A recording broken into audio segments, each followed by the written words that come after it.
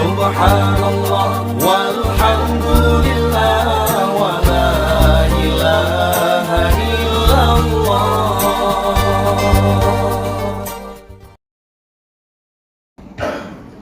Assalamualaikum warahmatullahi wabarakatuh.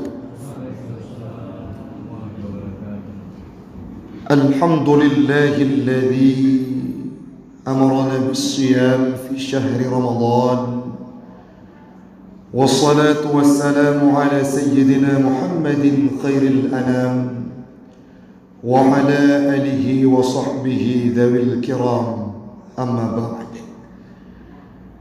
فقال الله تعالى في القرآن الكريم في سورة البقرة واستعينوا بالصبر والصلاة وإنها لكبيرة إلا على الخاشعين. صدق الله العظيم وصدق النبي رسوله الكريم ونحن على ذلك من الشاهدين والشاكرين. إلهي أنت مقصودي ورضاك مطلوبي أعطني محبتك ومعرفتك. Jamaah sedang salat Aisyah dan Tarawih sekeyakinan seakidah yang kami muliakan. Marilah di awal perjumpaan kita pada malam yang berbahagia ini senantiasa kita memuja dan memuji Allah Empunya alam semesta, Allah khaliqul alam, Allah khaliqul insan, Allah yakhluqu ma yasha. Allah yang telah memberikan kita kesempatan untuk bisa hidup dalam bulan suci Ramadan tahun ini, dan malam ini sudah sampai ke malam yang 9. Semoga Allah pula lah yang akan mengantarkan kita ke gerbang bulan Syawal nantinya. Selawat dan salam keharibaan baginda Rasulullah sallallahu alaihi wasallam, seorang nabi yang diprioritaskan surga oleh Allah, diberikan jaminan untuk masuk surga, tidak akan masuk umat yang lain sebelum engkau masuk wahai Muhammad. Namun beliau dengan segala kerendahan hatinya dalam bulan suci Ramadan, beliau beribadah tak ubahnya seperti si pendosa yang ingin taubat kepada Allah. Artinya beliau tidak pernah menyia-nyiakan waktunya dalam bulan suci Ramadan terkecuali untuk berta'abbud kepada Allah. Selawat dan salam kepada al dan sahabat beliau sekalian yang kita hormati, dan koi menggampung seluruh jamaah sidang solat tarawih dan Aisyah yang tidak mungkin kita sebutkan namanya satu persatu, dan insyaAllah semuanya kita akan dimuliakan oleh Allah. Ya Rabb, pada malam ini kami berkumpul di malam ke-9 Ramadan di bawah atap musalla menasah lancang garam ini. Kami merengkuh ridhamu, maka kumpulkan kami kelak di yaumil qiyamah dalam syurgamu Jannatul Firdaus, Jannatul Ma'wa, bersama baginda Rasul Nabi Muhammad sallallahu alaihi wasallam. Amin. Amin ya rabbal alamin. Hamba Allah, Bapak-bapak, ibu-ibu yang kami hormati, Rasul berpesan dalam sebuah hadis yang diriwayatkan oleh Imam Bukhari dan Muslim, di mana beliau bersabda, "Kam min sha'imin laisa lahu min siyamihi illa al-ju' wal 'atash." Apa maknanya hamba Allah? Berapa banyak orang-orang yang berpuasa, berapa banyak orang-orang yang menunaikan ibadah dalam bulan suci Ramadan, berapa banyak orang-orang yang bangun di sepertiga malam untuk bangun sahur dan menahan diri sampai berbuka, sampai ghurub matahari kala sore. Semuanya itu mereka yang sudah melakukan ibadah. Kebanyakan di antara mereka, kam min sha'imin laisa lahu min siyamihi illa al-ju' wal 'atash. Dia puasa, orang yang melakukan ibadah dalam bulan suci Ramadan, namun tidak dia dapatkan apapun yang ia kerjakan. Kenapa? karena tidak dia jaga ketentuan dan konsekuensi yang membatalkan pahala puasa itu tersebut. Ibadah puasa kita berbeda dengan umat-umat sebelumnya. Dalam tafsir yang kami baca, tafsir Jalalain, tafsir Ibnu Katsir, dijelaskan bahwa pembedaan antara puasa kita dengan puasa umat-umat sebelumnya yaitu pada sahur yang dianjurkan dan disunnahkan kepada kita. Yang selanjutnya yang menjadi pembedaan yang sangat signifikan dalam bulan suci Ramadan adalah pahala yang dilipat ganda oleh Allah luar biasa. Namun orang-orang yang tidak mau merenungi kalimat-kalimat petuah Nabi tersebut, yang bahwa Nabi sudah mengisyaratkan jauh-jauh hari dulunya, kam min shaimin laisa lahu min siyamihi illal ju' wal atash. Sangat banyak orang yang berpuasa, menahan lapar, menahan dahaga, tidak ia dapatkan apapun dalam puasa ia. Hana pahala dalam puasa, hana makna puasa katanya, illal ju' wal atash, kecuali hanya lapar dan dahaga. Kenapa itu bisa terwujud, Ustaz? Pakannya akan terwujud, Tengku? Karena ketentuan dan konsekuensi yang membatalkan pahala puasa tidak kita jaga. Orang banyak yang berpuasa, kada puasa itu salah satu ciri-cirinya meludah, bibirnya kering, tahan lapar, tidak makan. Yang membatalkan puasa semua ia jaga. Bahkan kalau ada orang yang makan di khalayak ramai, itu menjadi aib bagi kita semua. Namun sedikit di antara kita hamba Allah, baik saya, Anda, kita semua kadang-kala lupa kepada 5 hal yang mampu membatalkan pahala puasa kita. Bila itu tidak kita jaga, maka yakinlah usai Ramadan kita harapkan menjadi tipikal muttaqin, kita tetap menjadi pribadi yang semula sebagaimana sebelum Ramadan itu datang. Maka ini perlu diperhatikan, tujuannya untuk apa? Supaya ada perubahan dalam kehidupan kita. Ujung Ramadan nantinya akan mendapatkan titel muttaqin yang insya Allah diberikan jiwa yang tenang, nafsu mutmainnah, dan dimasukkan oleh Allah suatu waktu kita dalam surganya Allah.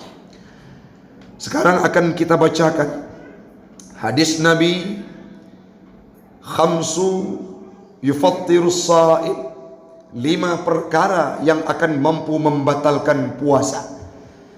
Para ulama, Imam Al-Mawardi, Imam An-Nawawi menjelaskan bahwa kalimat yang dimaksud di situ bukanlah membatalkan puasa.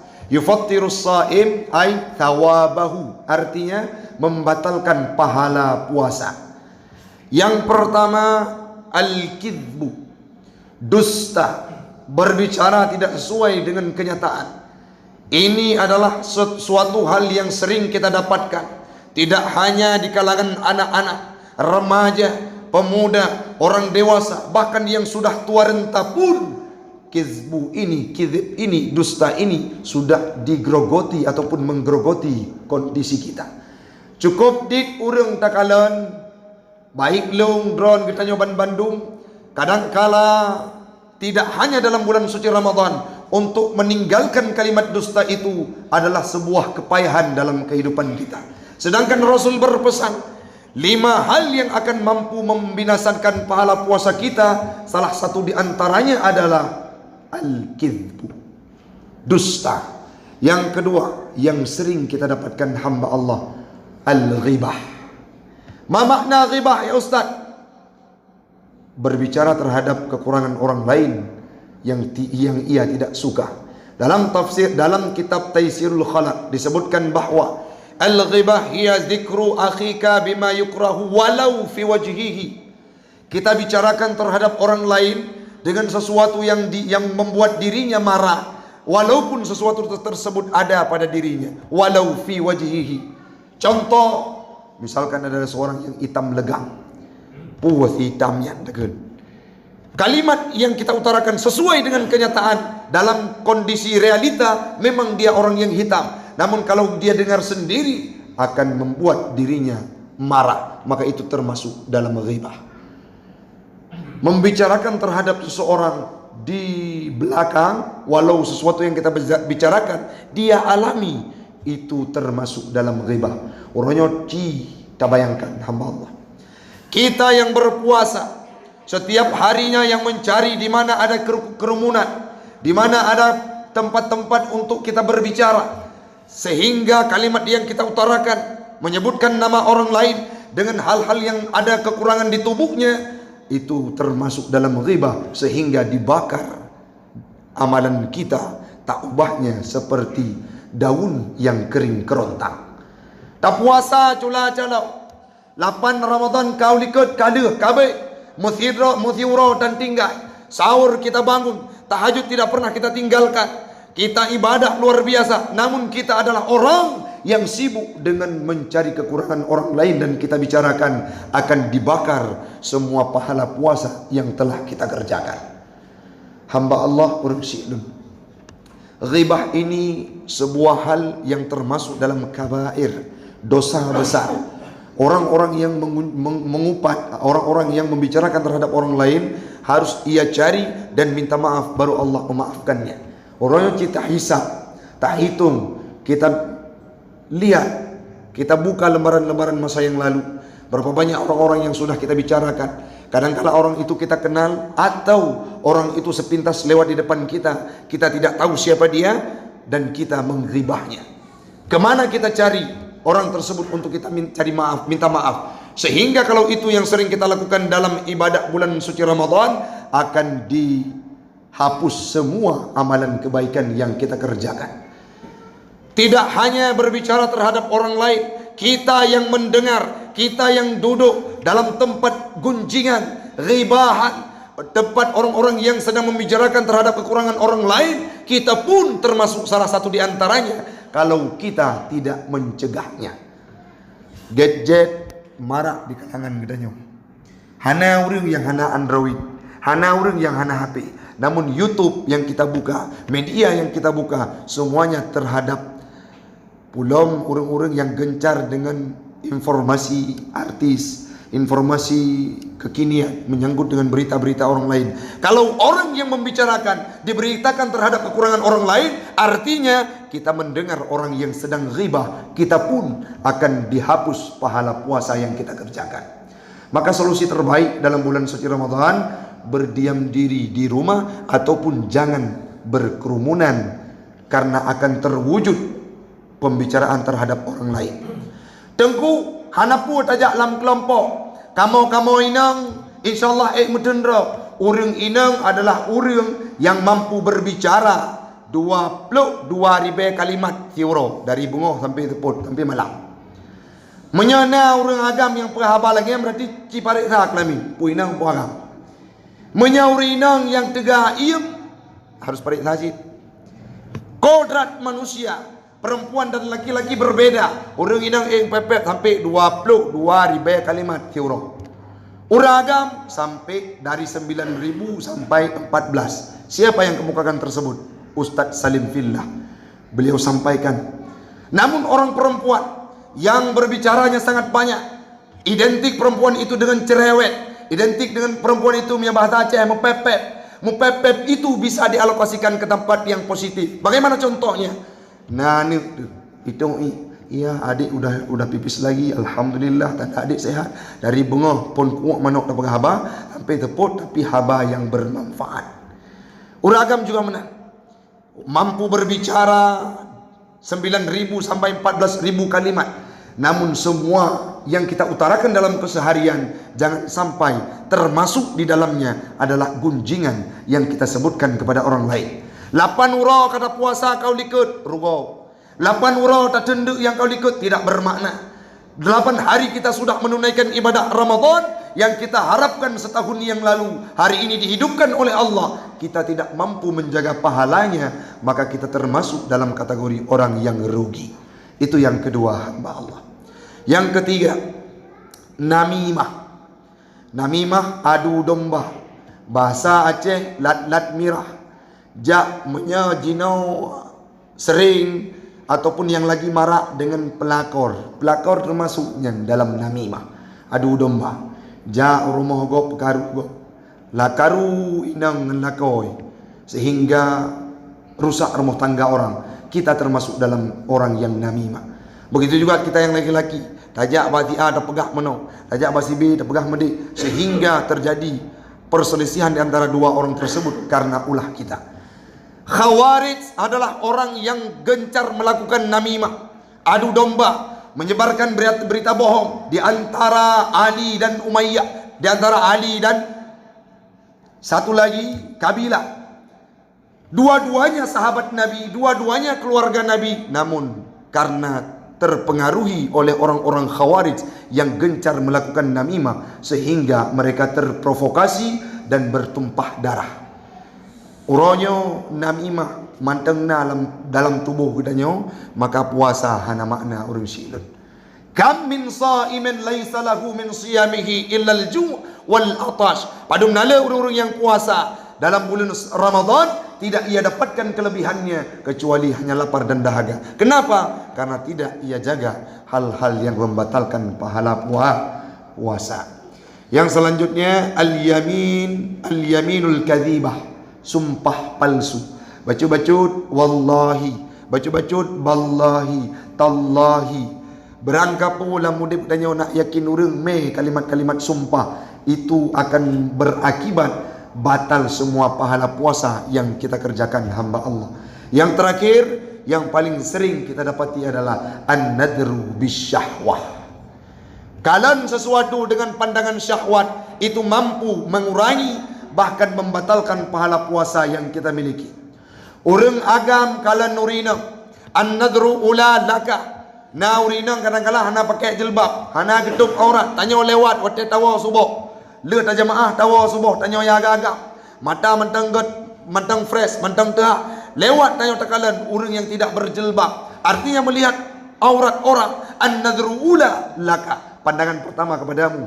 Wan nadru sani alaika. Artinya pandangan kedua itu haram bagimu.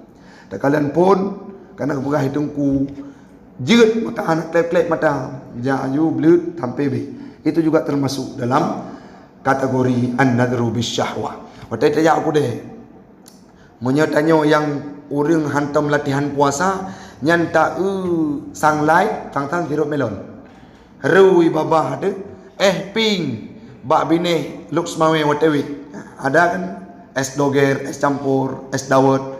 Kita orang yang tidak sering latihan dalam bulan Sya'ban sangat luar biasa tekanan saat melihat makanan-makanan yang luar biasa, minuman-minuman yang luar biasa segarnya akan menggiurkan sehingga dalam pikiran kita terbayangkan kalimat makanan tersebut itu akan dapat mengurangi pahala puasa.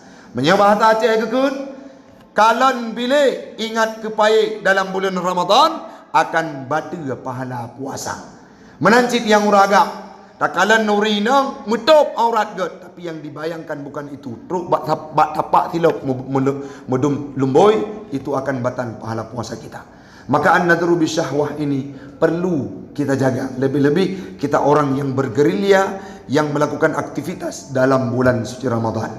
Mudah-mudahan hamba Allah 5 perkara ini akan mampu kita jaga dan semuanya kita akan termasuk dalam kategori orang yang mendapatkan titel muttaqin karena menjaga puasa dan menjaga 5 hal yang membatalkan pahala puasa yang telah kita bacakan tadinya. Yang pertama dusta, yang kedua ghibah, yang ketiga namimah, yang keempat sumpah palsu, dan yang terakhir memandang sesuatu dengan pandangan syahwat ataupun nafsu amarah. Semoga 5 hal tersebut tidak ada dalam pribadi kita yang berada di bawah atap menasak lancang garam ini, sehingga termasuk kita dalam hamba yang mendapatkan pahala puasa seutuhnya. Amin. Amin ya rabbal alamin. Hanya ini yang dapat saya sampaikan. Lebih dan kurang saya mohon maaf. InsyaAllah di lain waktu dan di lain kesempatan kita akan berjumpa kembali. Hadanallahu wa iyyakum ajma'in. Assalamualaikum warahmatullahi wabarakatuh.